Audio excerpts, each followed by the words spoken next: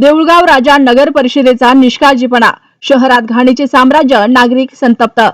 एकीकडे शासनाकडून स्वच्छ भारत अभियानासाठी कोट्यावधी रुपयांचा निधी खर्च केला जात असताना दुसरीकडे देऊळगाव राजा नगर परिषदेकडून स्वच्छतेकडे होत असलेल्या दुर्लक्षामुळे संपूर्ण शहर घाणीच्या विळख्यात सापडला आहे।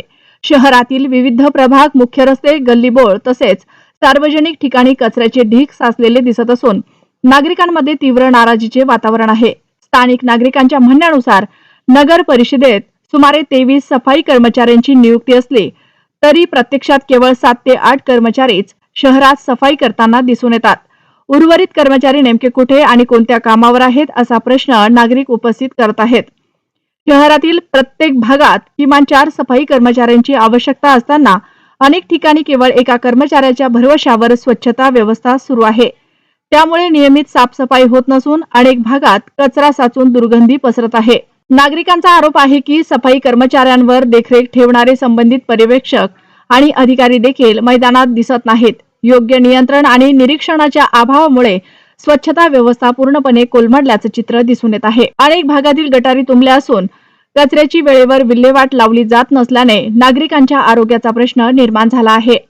सध्या पावसाळ्याचे दिवस सुरू असल्याने परिस्थिती आणखी गंभीर बनत आहे। साचलेला कचरा, तुंबलेल्या नाल्या आणि वाढलेली अस्वच्छता यामुळे डासांचे प्रमाण वाढत असून डेंग्यू, मलेरिया आणि इतर संसर्गजन्य आजारांचा धोका निर्माण झाला आहे।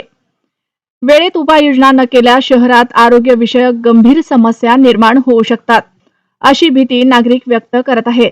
शहरवासियांना नगर परिषद प्रशासनाकडे सफाई कर्मचाऱ्यांच्या उपस्थितीची चौकशी करून सर्व कर्मचाऱ्यांना त्यांच्या मूळ कामावर नियुक्त करावे, प्रत्येक भागात पुरेशा मनुष्यबळाची व्यवस्था करावी तसेच स्वच्छता कामकाजावर नियमित देखरेख ठेवण्यासाठी संबंधित अधिकारी व पर्यवेक्षकांना जबाबदार धरण्याची मागणी केली आहे।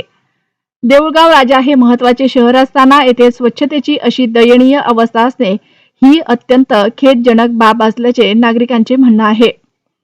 शहरातील घाणीचे वाढते साम्राज्य आणि नगर परिषदेची निष्क्रियता यामुळे नागरिकांमध्ये तीव्र संतापाची लाट उसळली असून प्रशासनाने तात्काळ लक्ष घालून ठोस उपाययोजना कराव्यात, अशी जोरदार मागणी होत आहे।